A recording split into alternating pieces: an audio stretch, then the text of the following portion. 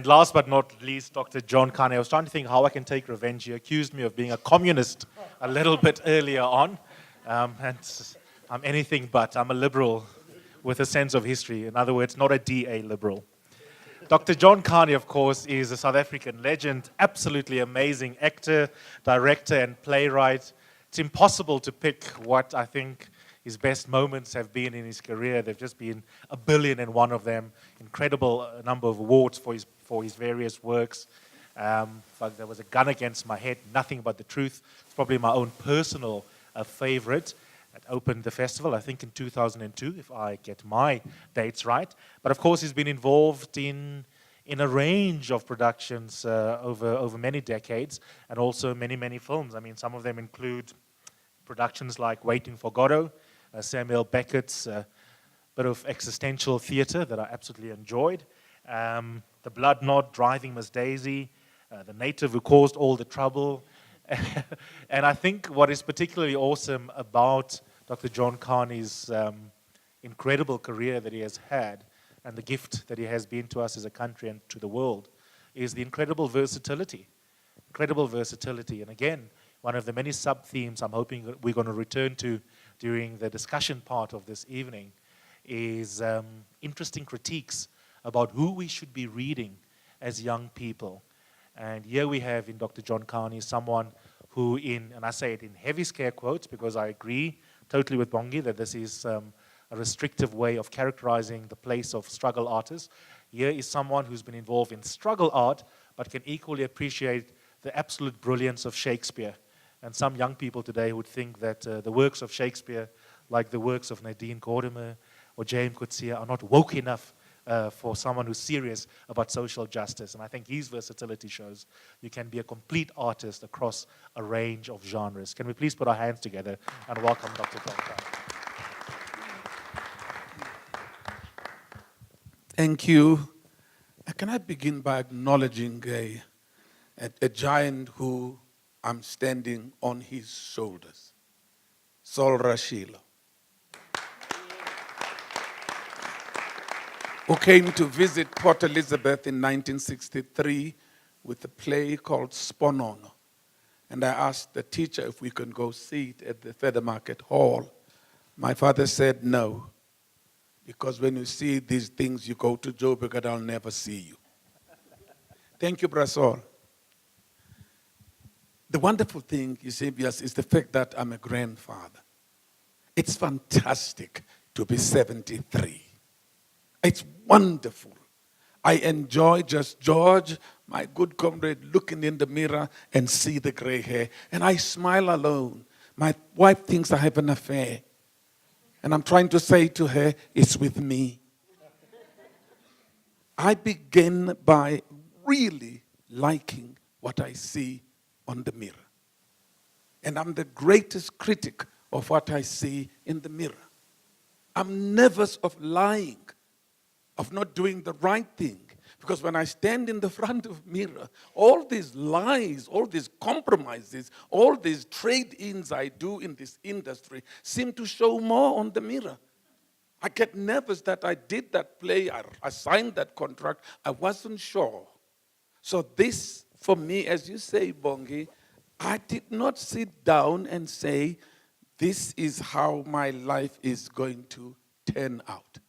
I just put pen on paper, and I like what I read because it's written by me. And that is where my career and my life comes from, just from reacting to every day. I have this thing that my mom said to me, you're not Jesus, you can't solve everybody's problems. I thought, well, Jesus didn't solve everybody's problems. He still left us with some and quite a lot. So the thing for me is, as a grandfather, I'm going to talk to the young people at the back. I ain't going to my history. It's boring. My young granddaughter comes home with a piece of paper like this, with the green little smudges of her own hands on the piece of paper. Just her two hands. My wife and I look and we say, Picasso, you are in trouble. The beauty of the hands, they're tiny, and that the lines are distinct and they confuse me in trying to understand what is in store in the future for this little baby who's now at preschool. Grade R, it was another piece of paper, Bongi, but this time it had a round stick person with just the head, arms, and the legs. And there was one of them that had things protruding like sticks on the beard there, and that was me. And on the other one, there was another one. On the side, there were 2 commas around this area, and that was grandma. So it was the breasts. Oh my Lord. Next time, my little kid was now in grade R. I'm learning with them, guys. I'm restudying this thing. I've written metric 7 times because I have 7 children who wrote metric. So grade 1, this disappears. No more pieces of paper coming from the school. What happened was a huge bag we bought at Pep stores, which had so many books that my little baby was leaning behind. And the most important thing that came from the classroom was homework. I thought, hold it. We're sending these children to be educated, not to be taught to learn just what is homework. I called my daughter, who's a teacher. I said, what's going on here? And he said, Dada, we are teaching them exam questions. We're teaching them what will be in the exam. We're giving them the multiple choice like driver's license K, where you said, do you stop when there's an accident? Do you drive on when there's an accident? Do you call the police at an accident? Or do you watch?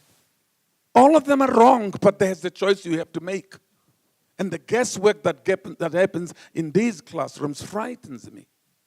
By the time my grandchild was doing grade 5, I don't think she liked waking up. It was this thing that I would scream or be angry if she doesn't wake up. But the time it's grade 0 to grade 12, 13 years of hard labor, she hated education. I even asked at grade 11, what are you going to do next year when you pass? Grade 12, I don't know. That was the answer. I don't know. And I knew she was telling me the truth. She truly doesn't know. Because the 12 years have prepared her for nothing. There was nothing specific we were molding out of this little child so that this can become a citizen and go to varsity, which is called tertiary education, is varsity. Go to varsity where at least they could find some kind of future. I don't know. The arts has become an extra curriculum. The arts is aligned with gardening and some sports activity. And this is not the focus of the classroom. And I thought I would do a little bit of reading and we talk about the impact of art and arts. I suppose we should talk about the absence of art. Then we will understand what we have become.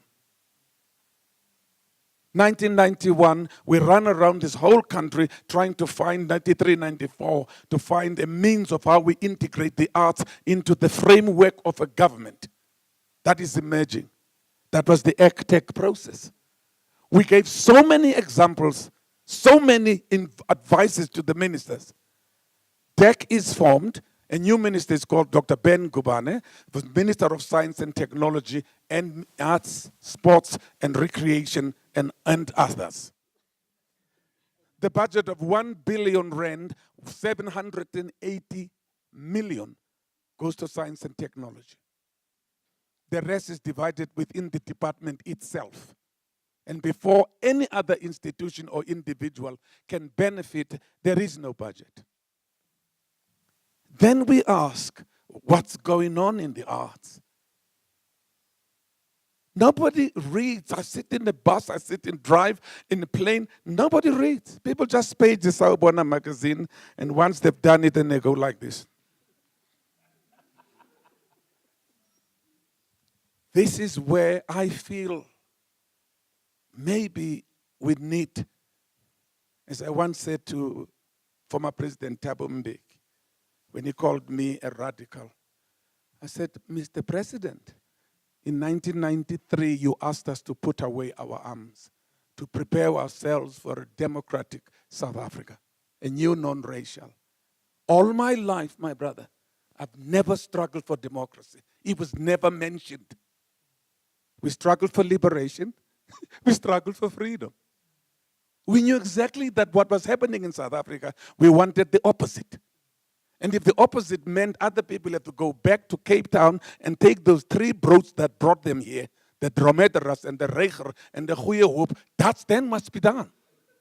But I did not envisage that I would still remain in my mom's house and see this democracy on a postcard. I'm getting problems with this democracy because in this picture I can't see myself. Single loneliest people are the writers of books, novels, poetry. At least we get to get the camera on our faces and be seen. How do you start writing when you know it will never be published? The loneliest life. How you start creating and painting when you carry in crates your work to exhibition halls. And at the end of the exhibition, you take the same number of crates, you take them back to your house. What are you going to do about it? They're now in your little gallery or your little painting workshop room. They're there. Ordinarily, if you go to the Guggenheim in the Gallery and Museum in New York, they already have prices that said sold, sold, sold. An artist never takes the work back. You can go to any gallery in this town, the work goes back to where the artist came from in Toyando, Mtata, in KwaZakele in the township. I don't think perhaps it's a question of what art, the impact or no impact. It goes to what Eusebia said, there is no respect for the arts. Nobody understands what we do. Everybody wishes we could be doing something else. And up to a point, I even ask myself, should I really be doing something else? A young man in 2003 walked into a production I was doing of The Island in New York, in Brooklyn. And this young man said to me, I'm from Yale University. Our professor said we must come and see this play from South Africa. This is what theater is about, reflecting the society. I met the young man a couple of years, 2014. He's far richer than I am. I Googled him. He's worth 450 million US dollars. He was a student, and I've worked all the time. My work is like quadruple the amount of work is done, but he's been very successful. Denzel Washington. So I ask, what happened to me? Was I born in a wrong country at the wrong time? Now that it is a democratic country, where is me? Am I part of this new political dispensation? Have I benefited for all the years I've given? Are my children and my grandchildren a part of this new cake, this new beautiful South Africa? Why are we always told about the budget, from liberation to democracy, from democracy to budget? I am totally angry and ready to pick up my AK-47 where I left it. Because we were told by the president to put them away. I think the word put seems to suggest I know where it is.